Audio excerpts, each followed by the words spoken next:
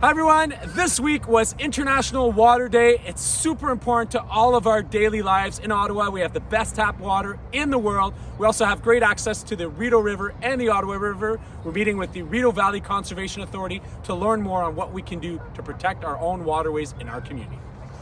Diane, thank you so much for taking the time this morning. My pleasure. Thanks We're for having here me. on the Rideau River.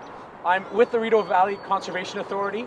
I know what it's all about, but for those at home who it's the first time hearing about the acronym, the RVCA, what is the organization all about, and what do you do on a regular basis? Excellent question. So the Rideau Valley Conservation Authority, we've been around for over 50 years, Wow. Managing, protecting, and restoring the Rideau Watershed. And what the Rideau Watershed is, and it's a bit of a weird concept because we're so used to things being managed linear, like with people making lines on a map. A street, a park. Exactly, Yeah. like this is your domain. Well, we're a little unique in that we manage on a watershed basis, so it's water resource oriented. Any drop of water that filters to the Rideau system is part of our watershed. So we're downtown, we're near the end of our watershed basically. As the water goes over Rideau Falls into the Ottawa River, that's the end of the watershed. But way up the headwaters is way up in Newborough, Upper Rideau Lake, and it starts coming all this way, the water, and it covers over 4,000 square kilometers Wow. of a watershed basin. So every creek, stream, river, ditch that kind of drains to the Rideau, and that includes rivers like Kemptville Creek, the Jock River, and the Tay River system. All those systems funnel into the Rideau and becomes a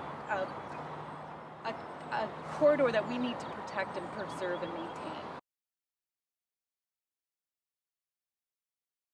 So you have a role as a steward in terms of the water protection, but you're also a Absolutely. steward in reviewing the various land use planning. Like, for example, just on the other side of this bridge, we're redoing a park, Riverine Park, and one of the groups we consulted with was the RVCA to see what were the impacts of the flooding patterns in the park. Exactly. It's helping people understand where the safety factor is, where the line is, where is safe, not safe, and then also looking at stewardship options about how to best manage the site, what to do to help mitigate runoff, help keep the water clean, those types of things. So our role is very vast. Yeah, absolutely.